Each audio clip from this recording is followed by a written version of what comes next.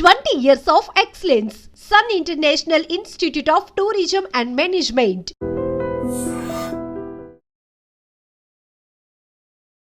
Hi hello నమస్తే, welcome to I Dream Media. నేను మీ శ్రావ్య. మనతో పాటు ఇప్పుడు ఉన్నారు ఫైనాన్షియల్ ప్లానర్ మధు గారు. నమస్తే అండి. నమస్తే శ్రావ్య గారు. ఇప్పుడు చాలా మందికి ఉన్న డౌట్ ఏంటంటే లంసమ్గా మ్యూచువల్ ఫండ్స్లో ఎక్కడ ఇన్వెస్ట్ చేయాలి, ఎలా ఇన్వెస్ట్ చేయాలి, ఇంకోటి ఏంటి అంటే 2025లో ఏ స్ట్రాటజీస్ వాడితే మనకి హై రిటర్న్స్ వస్తాయి అనేది చాలా మందికి ఉన్న డౌట్స్. దాని గురించి ఒకసారి చెప్తారా? సో చాలా వరకు ఇక్కడ ఏ థంబ్నెయిల్ చూసినా కూడా ఇది చాలా పాపులర్ అయిపోయింది. కాకపోతే చాలా వరకు ఇంతకు ముందున్న ఏ సెషన్లో అయినా సరే ఫైనాన్షియల్ ఎక్స్పర్ట్ చెప్పేది ఏంటంటే 2025కి బెస్ట్ స్టాక్స్ కానీ మ్యూచువల్ ఫండ్స్ కానీ 2026కి కానీ సెర్చ్ చేయడం కంటే అది లంసమ్ అవనివ్వండి, మంత్లీ ఎస్ఐపి అవనివ్వండి, గోల్ బేస్డ్లో వెళ్ళాలి. ఎప్పుడైనా సరే మనకి ఈ డబ్బుతోని ఫ్యూచర్లో మనం ఏం చేయబోతున్నాం, ఈ డబ్బు పెరిగిన తర్వాత ఏ అవసరం కోసం వాడుకుంటున్నాము అనే దాన్ని మీరు కనుక ప్రాపర్గా అనలైజ్ చేసుకుంటే దానికి ఎలాంటి మ్యూచువల్ ఫండ్ సెలెక్ట్ చేయాలనేది మనం చూసుకోవచ్చు. సో జనరల్గా ఇప్పుడు లంసమ్ తీసుకొని ఇమీడియట్గా రెగ్యులర్ ఇన్కమ్ తీసుకోవాలనుకుంటే హైబ్రిడ్ కేటగిరీ, ఆర్బిట్రేజ్ కేటగిరీ అని, బ్యాలెన్స్ అడ్వాంటేజ్ కేటగిరీ అని ఇలా రకరకాలు ఉంటాయి. వాటిలలో ఇన్వెస్ట్మెంట్ చేసుకోవాలి. లేదు ఇది నాకు వెల్త్ బిల్డింగ్ కోసము లేదా లైఫ్ గోల్స్ కోసం కాస్త టైం ఉంది అనుకుంటే ఈక్విటీలో ఫుల్ 100% ఈక్విటీ ఫండ్స్లో అయినా small mid large and flexi క్యాప్లో ఇన్వెస్ట్మెంట్ చేసుకోవాలి. సో ఇలా డిఫరెంట్గా అంటే మన యొక్క అవసరాలను బట్టి చూజ్ చేసుకోవాలి తప్ప ట్రెండింగ్ టాపిక్ లాగా దీన్ని తీసుకోకూడదు.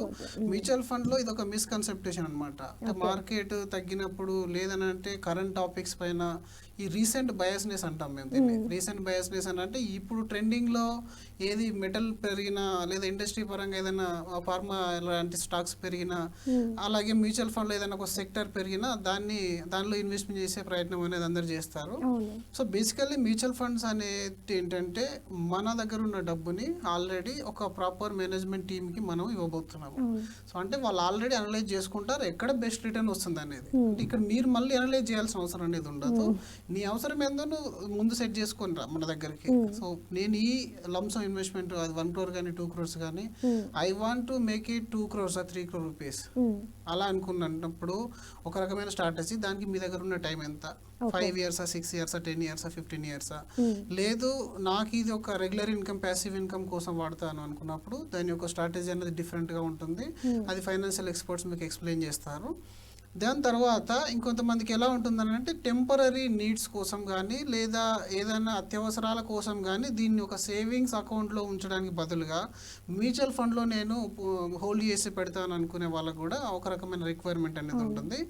అలాంటి వాళ్ళకు కూడా కొన్ని ఫండ్స్ ఉంటాయి. Over night funds, short time duration funds అనేవి ఉంటాయి. ఇన్స్టెడ్ ఆఫ్ మీకు 3% సేవింగ్స్ అకౌంట్ ఇంట్రెస్ట్ కంటే ఈ మ్యూచువల్ ఫండ్లో పార్క్ చేయడం వల్ల మీకు ఒక 5%, 6%, 7% వరకు మీకు ఇంట్రెస్ట్ అనేది వర్కౌట్ అవుతుంది. దీనిలో ఎగ్జిట్ లోడ్స్ అనేవి తక్కువ ఉంటాయి.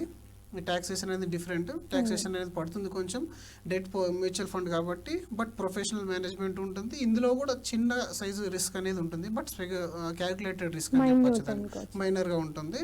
సో ఈ విధంగా చాలామంది ఇప్పుడు యంగర్ జనరేషన్ అయితే వాళ్ళకి ఏంటంటే ఒక మంచి ఇల్లు కొనాలని, లేదా పిల్లలకు ఒక ప్రాపర్ ఎడ్యుకేషన్ ప్లాన్ చేయాలని, ఫారెన్ ఎడ్యుకేషన్ ప్లాన్ చేయాలని ఉంటుంది. లేదా వీళ్ళకు కార్పస్ క్రియేట్ చేసుకొని ఇంకేదైనా బిజినెస్ స్టార్ట్ చేయాలని కానీ, చారిటీ ఇలాంటివి చేయాలని ఉంటుంది. కాబట్టి మీరు గోల్ డిసైడ్ చేసుకుని రండి.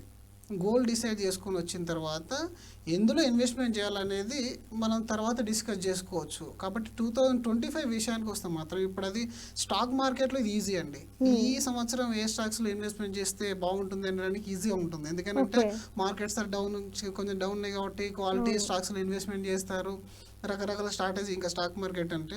బట్ మ్యూచువల్ ఫండ్లో ఆ విధంగా ఎప్పుడు కూడా ఈ కరెంట్ టాపిక్స్ పైన మనం బేస్ చేసుకొని ఇన్వెస్ట్మెంట్ అనేది స్టార్ట్ చేసుకోకూడదు. గోల్ బేస్లో రావాలి.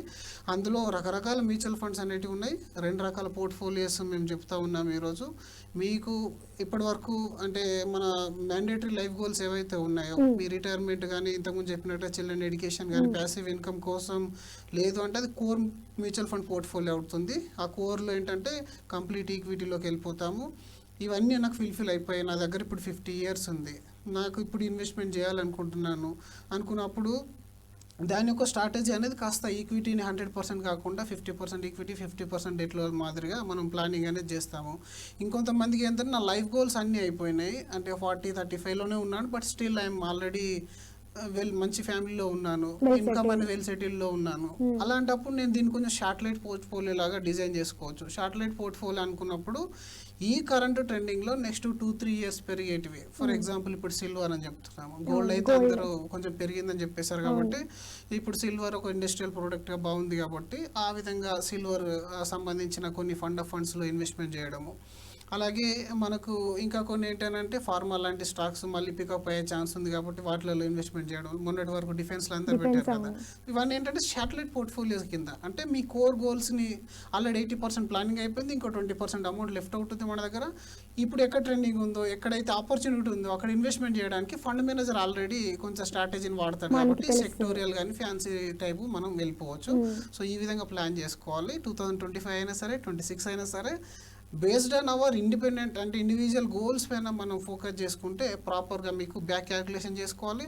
ఆ గోల్ కావాల్సిన అమౌంట్ ఎంత ఉంది, మన దగ్గర టైం ఎంత ఉంది, 15% ఇంట్రెస్ట్ వర్కౌట్ అయితే లేదా రిటర్న్ వర్కౌట్ అయితే ఎంత వస్తున్నాము, 12% బేర్ మినిమం మనకు రిటర్న్ అనేది వస్తే మనకు ఎన్ని సంవత్సరాలు మనం వెయిట్ చేయాల్సిన టైం వస్తుంది అనేది మనం ఒకసారి బేర్ చేసుకొని క్యాల్కులేట్ చేసుకొని ఇన్వెస్ట్మెంట్ అనేది స్టార్ట్ చేస్తే ప్రాపర్గా ఉంటుంది మేడం. ఇప్పుడు చాలా మంది అంటే ఫండ్ మేనేజర్ మీద వదిలేస్తారు, వాళ్ళు చూసుకుంటారు, పర్సంటేజ్ మనకు వస్తుంది లేండి అని అనుకుంటారు.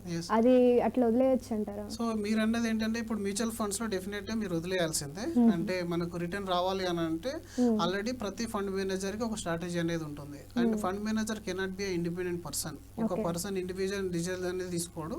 అండ్ దగ్గర రీసెర్చ్ టీమ్ అనేది ఉంటుంది, స్ట్రాంగ్ రీసెర్చ్ టీమ్ అనేది ఉంటుంది. చాలా రకాల కార్పొరేట్ దీన్ని ఏమంటారు అంటే ఒక రకమైన రీసెర్చ్ చేసిన తర్వాత వాళ్ళందరూ కలిపి ఒక డిసిజన్ అనేది తీసుకుంటారు. అంటే ఎన్ని రకాల స్టాక్స్ మనం తీసుకోవాలి, ఎలాంటి స్టాక్స్ తీసుకోవాలి, ఎలాంటివి సెల్ చేయాలనేది ఒక ఇండివిజువల్ పర్సన్ కాదు, అక్కడ ఆల్రెడీ ఒక ఎంటిటీ ఉంటుంది, ఒక ఆర్గనైజేషన్ లాంటి వాళ్ళ యొక్క research team and core team అనేది అందరు ఉంటారు. కాబట్టి మీ మనీ అనేది కూడా సేఫ్ జోన్లోనే ఉంటుంది. అంటే ఎవరో ఒకరు దాన్ని వాళ్ళకి ఇష్టం వచ్చిన సెక్టర్లోకి మార్చే అవకాశం అనేది ఉండదు. కాబట్టి మ్యూచువల్ ఫండ్లో మరీ అంత మనం అనలైజ్ చేయాల్సిన పని అనేది ఉండదు. బేసికల్లీ దీనికోసమే మ్యూచువల్ ఫండ్కి రమ్మని చెప్తాము. ఒకవేళ మనం ఇండిపెండెంట్గా చేసుకుంటే ఇంకా స్టాక్స్ అయిపో కొనడం బెస్ట్. అలాంటిది మనం చేయలేము కాబట్టి మన దగ్గర టైం లేదు కాబట్టి మనం ఫండ్ మేనేజర్కి ఇస్తాము. సో అందులో కాస్త క్వాలిటీ ఫండ్ మేనేజర్ని మనం చూసుకోవాల్సిన పరిస్థితి అయితే ఉంటుంది. అంటే యాజ్ ఏ ఫైనాన్షియల్ ప్లానర్ మేమైతే మార్కెట్లో ఉంటాం కాబట్టి మేము చూసుకుంటాము. ఇంకా డైరెక్ట్ ఇన్వెస్టర్లు కానీ ఇట్లాంటిది ఏదైనా చూసుకోవాలనుకున్నప్పుడు ఏదైనా ఫండ్ కంటిన్యూస్లీ ఒక 3 years 3.5 years నుంచి పర్ఫార్మెన్స్ బాగాలేదనుకుంటే then you need to take a call. అంతేగాని 6 months 7 monthsలో ఫండ్ పర్ఫార్మెన్స్ కంపేర్ చేసుకొని పీర్ కంపారిజన్ ఇట్లాంటివి చేసుకోవడం వల్ల పెద్ద యూజ్ అనేది ఉండదు. కనీసం ఒక 3 సంవత్సరాలు ఏ ఫండ్లో అయినా మీరు హోల్డ్ అయి ఉంటే దానిలో ఫండ్ మేనేజర్ యొక్క పర్ఫార్మెన్స్ అనేది మీకు తెలిసిపోతుంది. సో రైట్, ఇలాంటి స్ట్రాటజీలు అనేటివి మనం ప్లాన్ చేసుకోవాలి. అంటే అది ఏ సంవత్సరం అయినా ఇవ్వండి, మార్కెట్ కండిషన్ ఎలా ఉండనివ్వండి, మన ఇండిపెండెంట్ గోల్స్ అనేటివి లేదా రెస్పాన్సిబిలిటీస్ ఏంటి దానికి మనం ప్రిపేర్ అవ్వడం అనేది ముందుగా మీరు డిసైడ్ అవుతే దాని తర్వాత ఎలాంటి మ్యూచువల్ ఫండ్స్లో పెట్టాలనేది బెటర్. ఏంటంటే ఒక ఎక్స్పర్ట్ దగ్గర మీరు తీసుకోవడం వల్ల ఈ కన్ఫ్యూజన్ అనేది ఉండదు. ఎందుకంటే ఈ రోజుల్లో చాలా వరకు మైతే ఏంటంటే ఆ మధ్యవర్తులకు కూడా కమిషన్ ఎక్కువ వెళ్తుంది అనే ఒక భ్రమలో ఉన్నారు. నిజానికి అక్కడ కమిషన్ ఒకటే ఆలోచిస్తున్నాం, బట్ ఓవరాల్ పోర్ట్ఫోలియో ఎంత రిటర్న్ డెలివరీ చేస్తుంది అనేది కంపారిజన్ కూడా చేసుకోవాలి. ప్రెషర్ తక్కువ అవుతుంది, టైం తక్కువ అవుతుంది.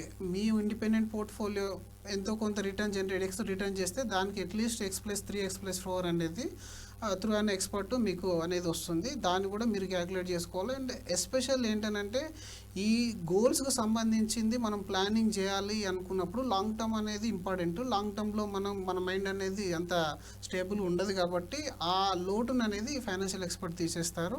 బెటర్లీ మీరు ఆ డైరెక్టర్తో పోలిస్తే ఇంకా బెస్ట్ రిటర్న్ అనేది త్రూ ఫైనాన్షియల్ అడ్వైజర్ ద్వారా తీసుకునే ఛాన్స్ అనేది ఉంటుంది. అలాంటి ప్లానింగ్తో వెళ్తే మాత్రం బాగుంటుంది రిటర్న్ అనేది. Okay, thank you. Thank you అండి.